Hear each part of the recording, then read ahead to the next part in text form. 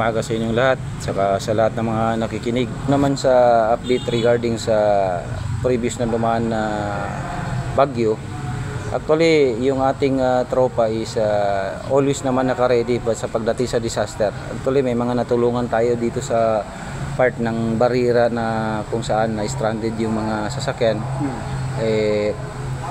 May mga natumba kasi na mga puno, yan nakaambala doon sa daanan. So ganoon naman talaga ang trabaho namin pagka during disaster, ang ating 3rd MP is naka-ready sa Iranon corridor area, which is itong mga nagdaang disaster talagang dito halos tumatama sa area natin. Ating in terms naman sa law enforcement activities, wala naman nagbago doon sa mga ginagawa natin. Katuwang pa rin tayo ng local police natin para sa itigin ang security ng ating nasasakupang area. Actually, halos lahat dito sa Iranon Corridor nakakalat yung ating mga tao para sa augmentation natin pagka need ng mga local police natin yung ating presensya. At the same time, always naman na may alert tayo sa ating headquarters para in times ng immediate concern yung every municipalities na nasasakupan natin makaka-response kaagad tayo. Sa ngayon is generally peaceful naman yung ating AOR. Wala pa naman tayong nababalitaan na may mga sighteds. Siguro I think dahil sa security preparation na rin natin kasi advance yung ginawa ng ating provincial director with the supervision ni PD na i-advance natin yung security preparation lalo na itong upcoming election.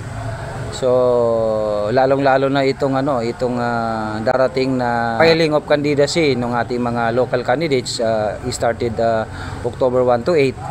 So kaya naka-ready tayo. Actually last month pa naka-ready na yung ating kapulisan dito. Actually sa Bungo Island, we cannot speak on that kasi nandiyan naman yung ating local police na sila yung talaga doon sa But on the day na may nangyaring insidente, kasama tayo ng ating provincial director na pumunta doon sa area para i-assess yung situation.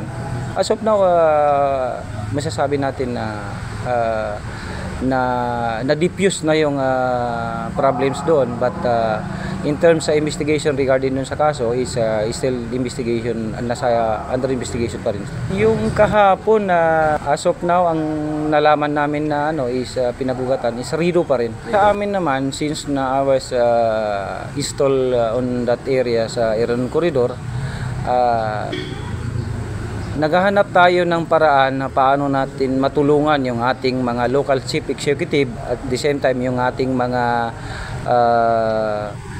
datos at saka sultan na kung saan yung always yung Rido kasi nila dito is in times memorial pa So sa atin, sa part natin sa kapulisan, we just help kung paano natin sila makapacilitate kung kinakailangan ng intervention ng ating kapulisan para doon sa mga Rido na inaayos, pumapasok tayo doon.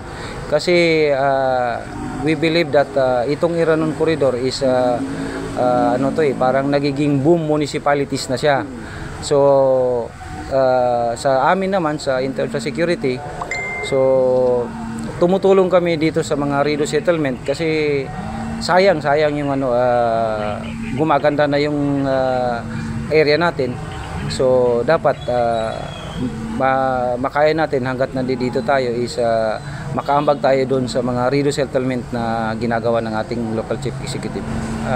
Sa mga mensahe sa ating mga kababayan nasa hula, stay vigilant at saka kung may mga problem arise, nandito naman ang ating kapulisan. Sa amin naman, sinabi ko naman noon talaga na 24/7 kami.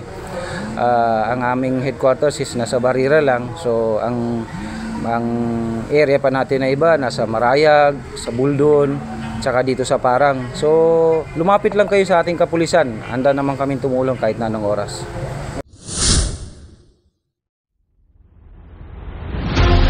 Police